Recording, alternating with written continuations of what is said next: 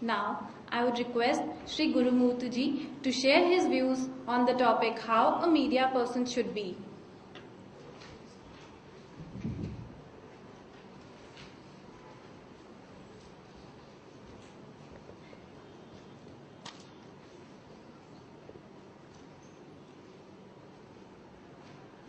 In fact, when I look back and find out how I became a journalist, I became a journalist by accident.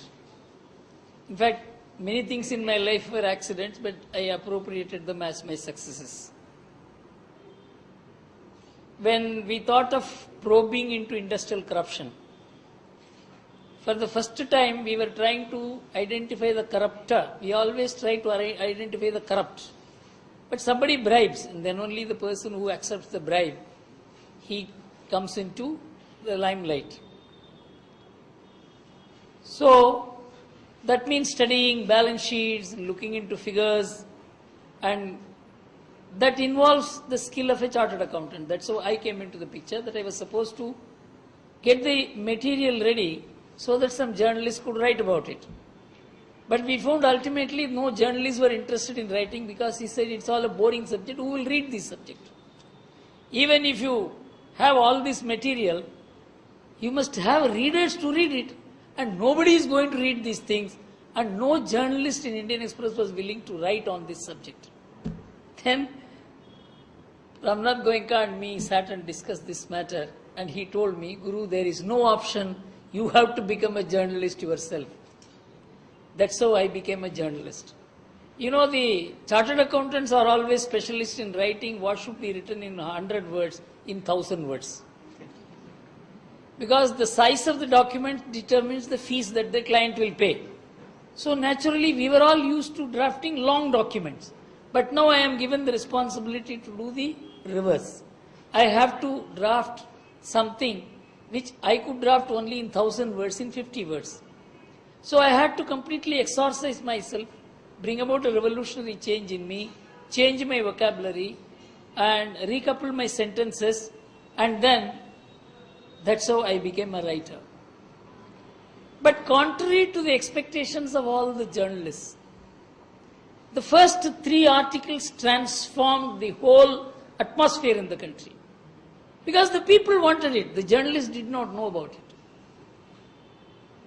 You know, what started in March 1986, by the end of 1986, that became the national talk.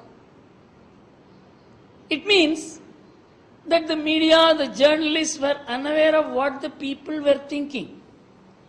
And when you clicked with what the people were thinking and not what the people were wanting, most people do not know what they want. And today the media is intending to give what the people want, what the people need. And you decide this is what the people need. This is what some Rakhi is the people, what the people need. Maybe they are needing something else. And if you have that something else, you can set an agenda for the nation. I'll just take you to 1983 when the Prime Minister of India then at that time, Mrs. Indira Gandhi, she said, when somebody asked her a question about corruption, that corruption is a global phenomenon, we cannot do anything about it. In fact, one of the judges of the Delhi High Court wrote a judgment in which he said, when the topmost person in the country rationalizes corruption like this, how can you stop corruption in this country? I don't think corruption could ever become an issue in this country. That was what the people were thinking, the media was thinking at that time. But in 1986, when we started the campaign against corruption, against both the briber and the corrupt, it became an issue in 1987. And in 1989, it completely swept out of power the most powerful Prime Minister ever with 404 members in Parliament. That means the people were willing, but you had your assumption that this is not a subject which the people will like, because corruption is now a global phenomenon. The Prime Minister of India himself herself has said this. That means there is such a divergence between our assessment of the people and what the people are really. Now, most of the assessment about the people is based on the current media trends, the TRP trends about which Umesh Upadhyaya explained so beautifully. In fact, he set a lot of my mind thinking with a lot of questions.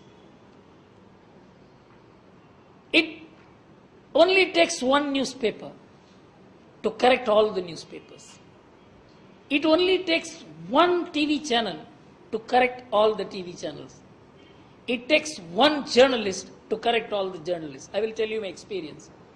Ramnath Goenka, with whom I worked, I was his advisor. In fact, I was 27 when he was 72 when I became his advisor. In fact, it used to be a joke at that time.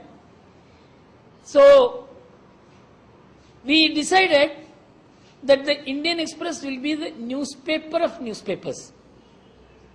It will be the talk of the town.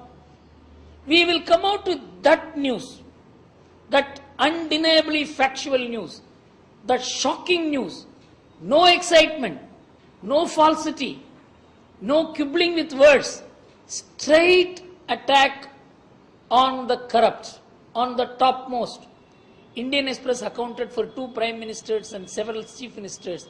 Every expose of the Indian Express used to see a chief minister out, a minister out, the prime minister being voted out. It is possible for one media to transform the scenario, to set the national agenda, but we need a proprietor who is patriotic, who is a nationalist, who is courageous, who is willing to risk his very newspaper for this change. We talked about the market. In the market you generate money. And Umesh Upadhyaya said, unless you give these things, there won't be any demand for your channel. There won't be any advertisement. And so you will not be able to engage with journalists because you can't pay. It's all true. But it is also true that as there is a herd mentality among the people, the herd mentality can be reversed also. That's what happened in 1986. It is possible to reverse the herd mentality by producing an alternative. And the alternative is something which the present system, the present trend cannot produce. For example, the present trend today makes a world of difference. I'll tell you, now corruption is a very big issue in India. And the media played a very important role in the issue of corruption. But it did not pursue corruption. It did not pursue the corrupt. It made corruption a big issue. That means there is no leadership in the media which could say, yes, these are the 5 corrupt people in this country.